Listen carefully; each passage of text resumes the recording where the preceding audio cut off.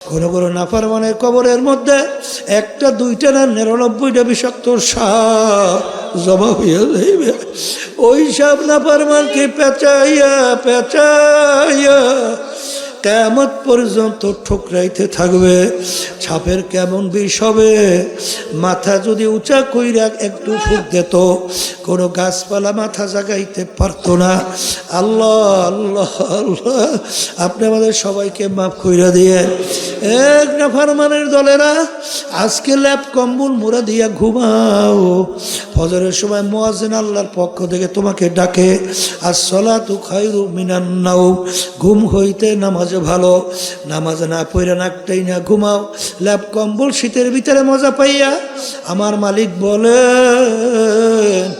তোর জন্য জাহান্নামের মধ্যে আমি ল্যাকটোসবের ব্যবস্থা করছি। অমি জাহান্নামা মিহাদু অমি ফাওকিহিম গওয়াশ।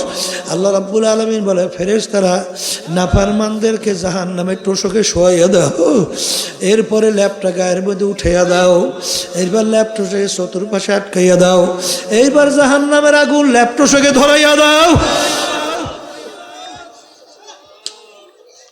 নাফরমান বুঝুক আমি মাওলা কেমন। এই জন্য আমার বাজানদেরকে বলবো, যেই মামলার তদবির নাই তার কিন্তু খালাস নাই। এখানে আমরা অনেক আছি, জীবনে উটের গোস্ত খাই নেই, আসি না? এই জন্য কিয়ামতের ময়দান আল্লাহ ধরবে, হ্যাঁ ধরবে, যে এই উটের গোস্ত না খাই আইসিস, ধরবে? কেন ধরবে না? পাই নেই খাই নেই, পাইলে না খাইয়ে ছাড়তাম না। এই কথার মাধ্যমে মূলত কথাটা হলো আল্লাহর হালালের উপরে ঘৃণা। শব্দটা বলে আল্লাহর হালালের উপরে ঘৃণা। এই পরিপ্রেক্ষিতে এই আয়াত নাযিল হইছে। দিন পরিপূর্ণ, দিনের ভিতরে আল্লাহ পুরা ঢুকতে বলছেন। ছোট থেকে ছোট, বড় থেকে বড়, সব ব্যাপারে আপনার আমার নিজের ভিতরে আমল ফিট করতে হবে। কথা ঠিক না বই? হ্যাঁ, কথা ঠিক না বল? এক শ্রেণী বর্তমানে আমার বাজানরা আছে, আমরু বিল মারুফ, সৎ কাজের আদেশ, ভালো না খারাপ, কিন্তু নাহি আনিল মুনকার, এই হুকুমটা কার? আসতে কয় কার? এইটা যদি না থাকে সে পুরো মুসলমান কামেল? আচ্ছা কর বিরাট আল্লাহর ওলি। আচ্ছা, নাহি আনিল মুনকারও যেরকম লাগবে, আমরু বিল মারুফও লাগবে। আচ্ছা, দিন কাকে বলে? এখন তো রাত্র বলো, দিনটা কি? এই দিন বোঝার জন্য সংক্ষেপ, আল্লাহ রাসূল সাল্লাল্লাহু আলাইহি ওয়াসাল্লাম সাহাবায়ে কেরামদেরকে নিয়ে বসা। এই হঠাৎ এক ব্যক্তি আসছে,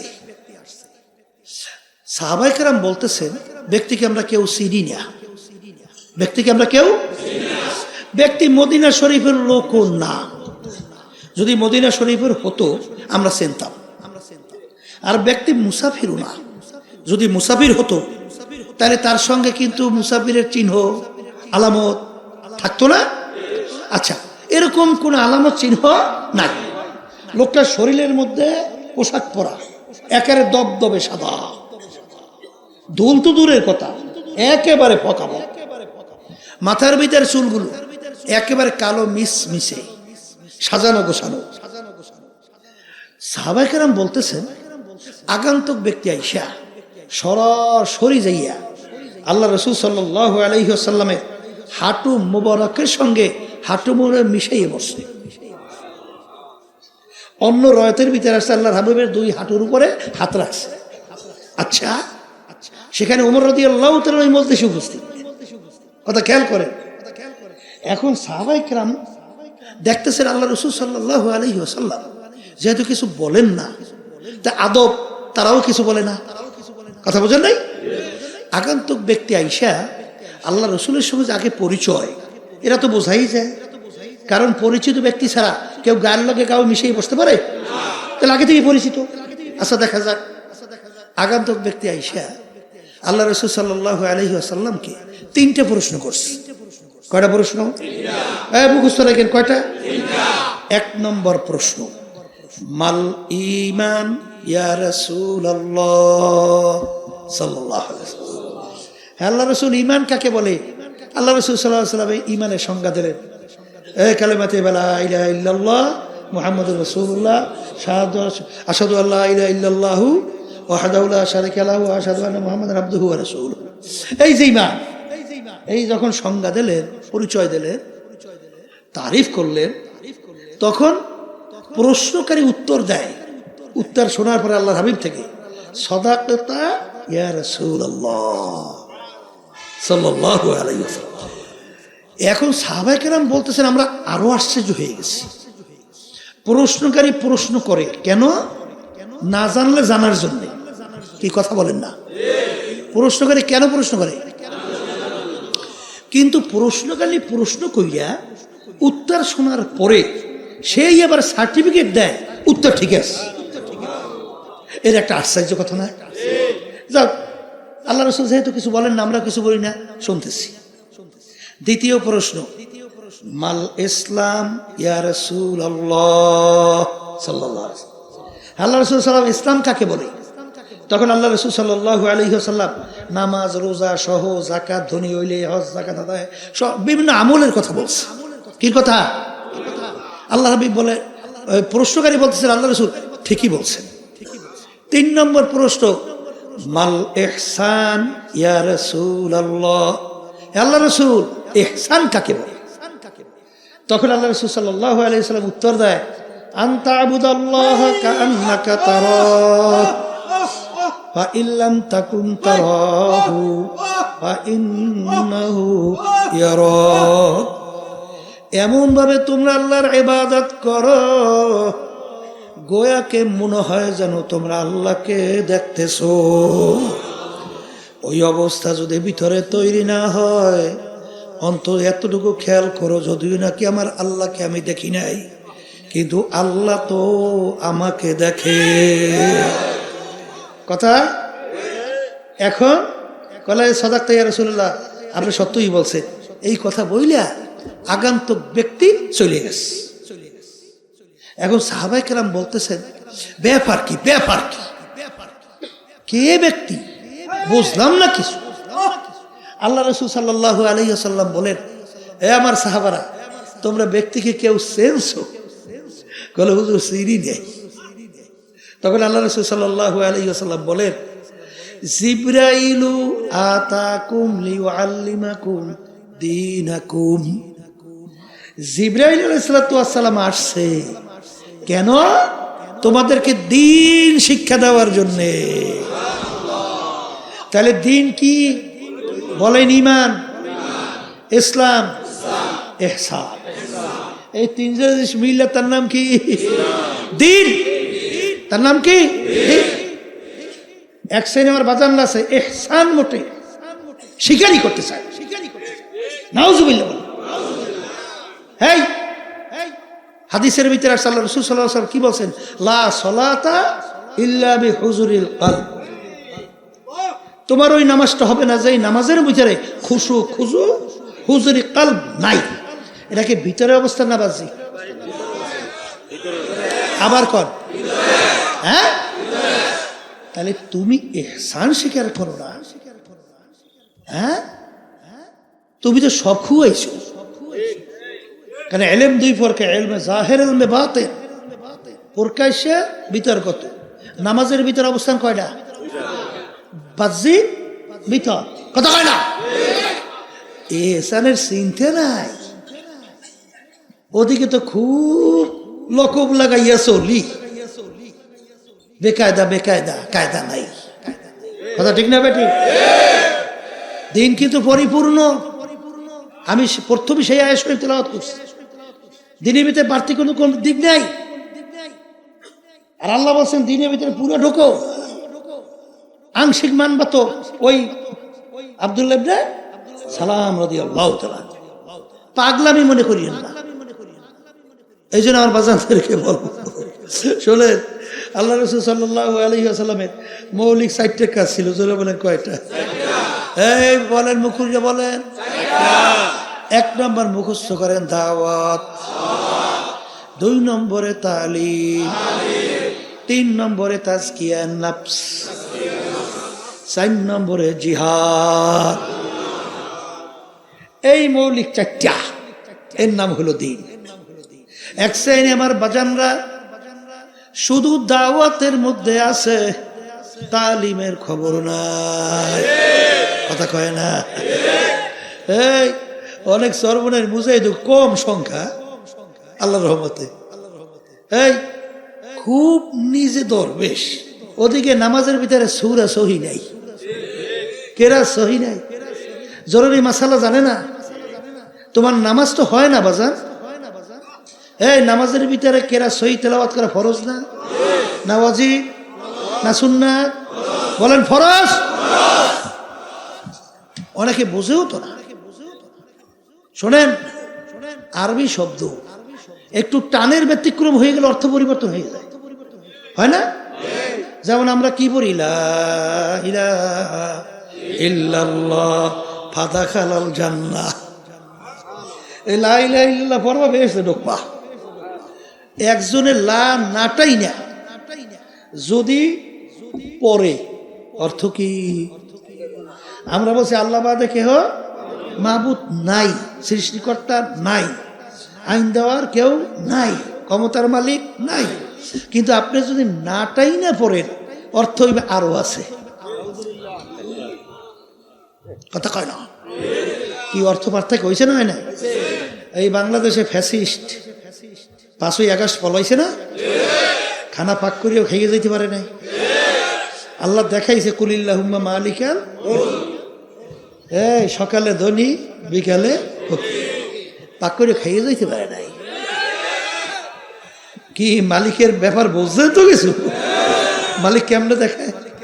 হ্যাঁ, শোনে যেই কথা বলতে চাইছিলাম, এই যে ফ্যাসিস্ট 5 তারিখ পালাইল, কোন কথার বলছেন নিয়ে এলাম? হ্যাঁ, ওইলা ও তাদের দলীয় এক নেতা বলতেছে, আমার বাপ মায়ের জানাজা নামাজ হুজুরকে পড়ার দরকার নাই, ও আমিই পারবো, আমরাই মানে হুজুরকে দেখতেই পারে না। এখন একটা কত লাগবে, এখন হ্যাঁ বাপ মায়ের জানাজা হুজুরকে লাগবে না, হেই পারবে। তাই পারবা ঠিক। ওই এক মন্ত্রী শেখ মুজিবুর রহমানের জন্য দোয়া করছিল না, মনে আছে? আল্লাহ আমার নেতা শেখ মুজিবুরকে জাহান্নামের মধ্যে একটা উঁচু স্থান দান কইরে।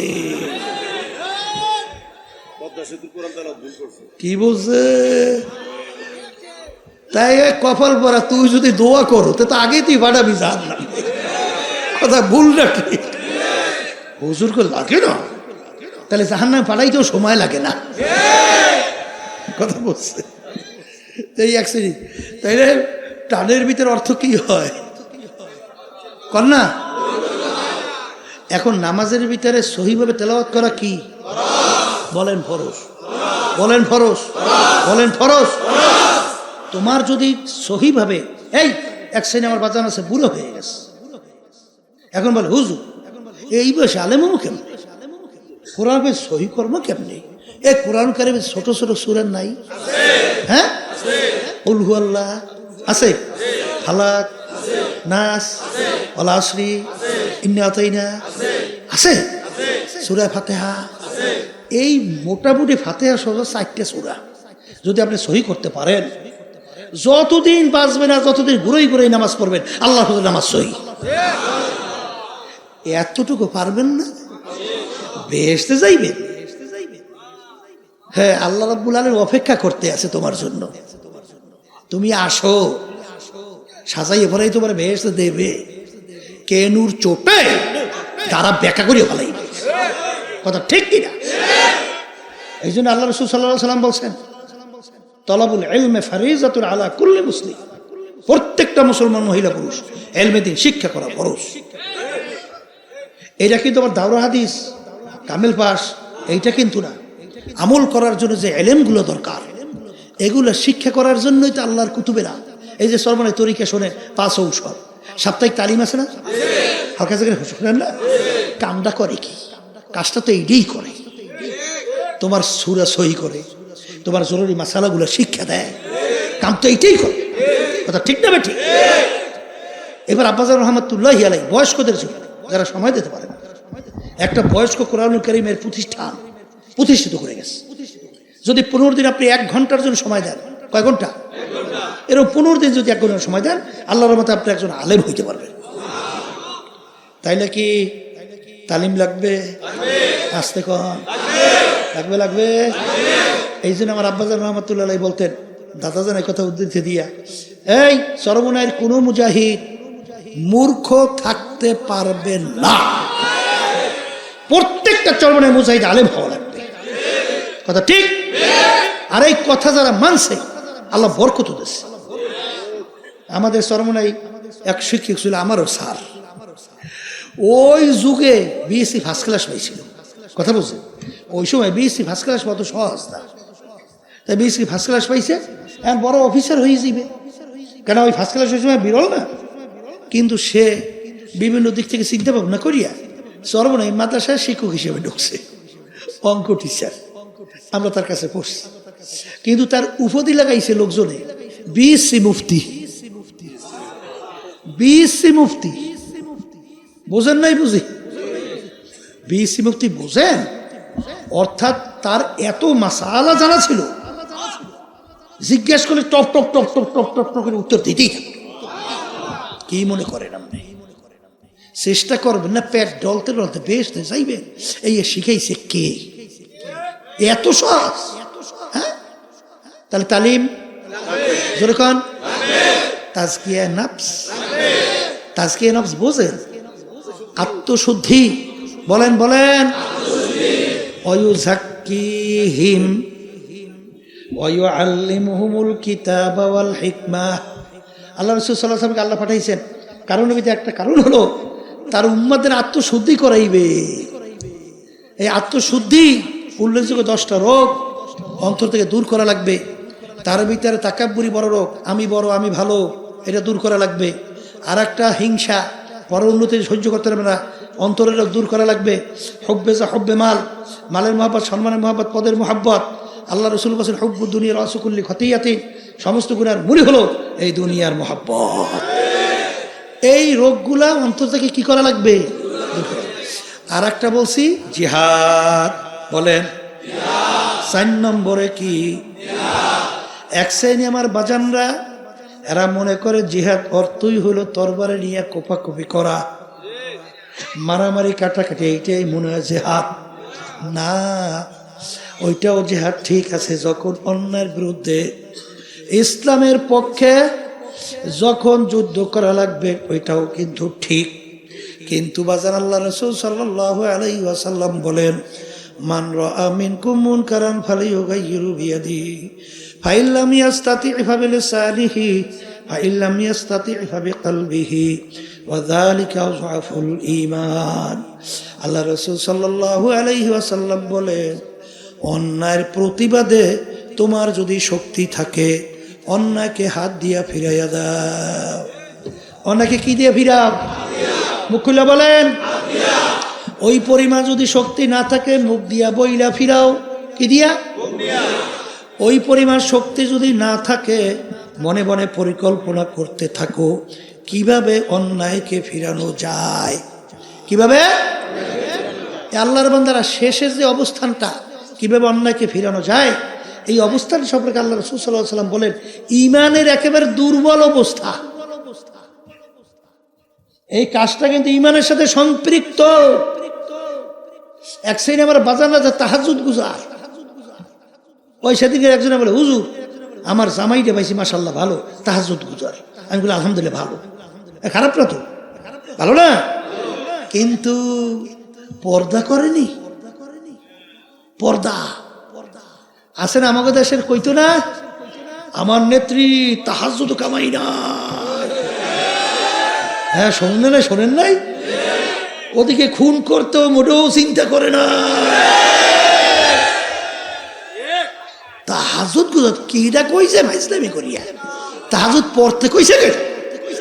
হ্যাঁ, আজীবন যদি তাহাজ্জুদ 2 রাকাত নামাজ না পড়ো এই জন্য জাহান্নামের কোনো হুকুম আছে? এক সেকেন্ড। কিন্তু একবার যদি কেউ ইচ্ছা করিয়া যাদের সঙ্গে দেখা দেওয়া জায়েজ নাই তাদের সঙ্গে দেখা দেয়, কমপক্ষে একটা কবিরা গুনাহ আর একটা কবিরা গুনার জন্য কমপক্ষে 7,000 বছর জাহান্নামের আগুনের ভিতরে চলতে হবে, দিন বসতে হবে। যেটা যেই জায়গায় রাখা ওই জায়গায় রাখার নামই হলো শরিয়াত। ব্যতিক্রম করা মানে গুলুফির দিন, এটা হারাম। এক শ্রেণী আমার বাজানরা আছে, এই সুন্নাত ওয়াজিব মুস্তাহাব কিছুই না, এমন ভাবে গুরুত্ব দেয় মনে হয় যেন ফরজের সমান, তার চেয়েও বেশি। এইটা গুলুফির দিন, দিনের ভিতরে বাড়াবাড়ি। কথা ঠিক কিনা? কেউ রাগ করবেন না, বর্তমানে এইটা নিয়ে একটু ঝগড়াই করে। এই যে দুরূদ শরীফের ভিতরে দাঁড়াইয়ে যাওয়া না দাঁড়াইয়ে যাওয়া, এইটা নিয়ে মারামারি হয়, অনেক হয় কি হয় না? আল্লাহ মাফ করুক। হ্যাঁ আল্লাহর বান্দা শোনেন, আমাদের এই তরিকা মুরব্বীর বেতে হাজী ইমদাদুল্লাহ মুহাজ্জির মক্কি রহমাতুল্লাহ আলাইহি নাম শুনছেন?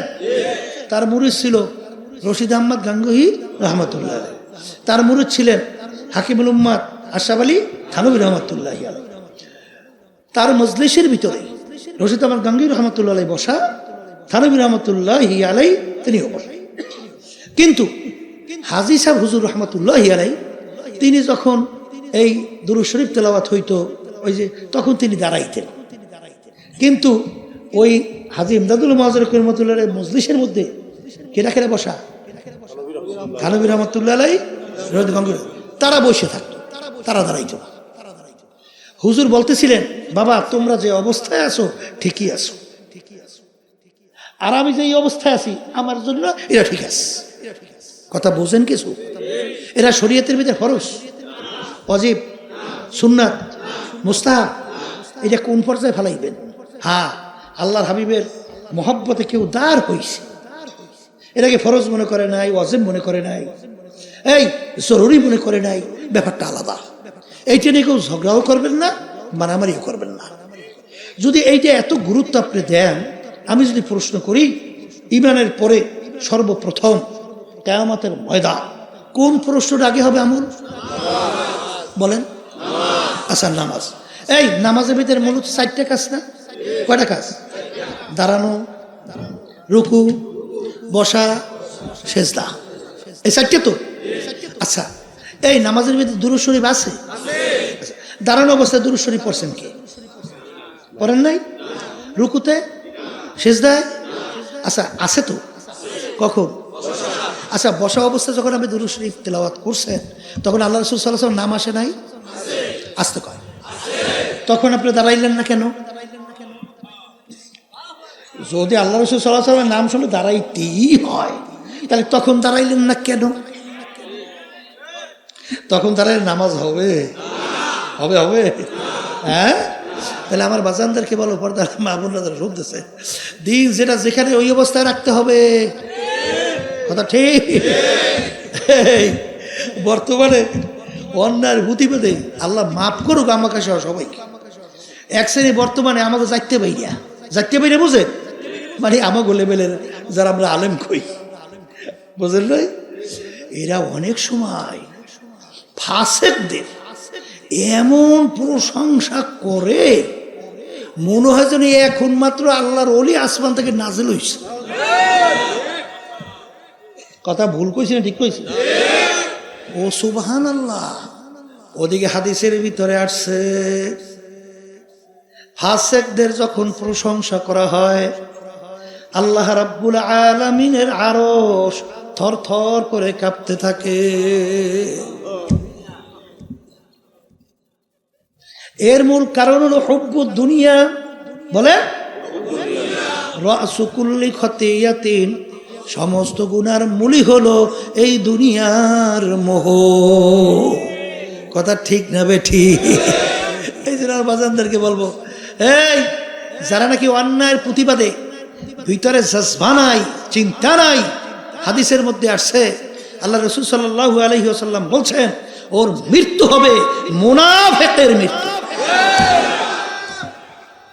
আর মুনাফিকের ব্যাপারে কুরআনুল কারীমের ভিতরে আল্লাহ বলেন ফি দারকিল আসফালে মিনান নার।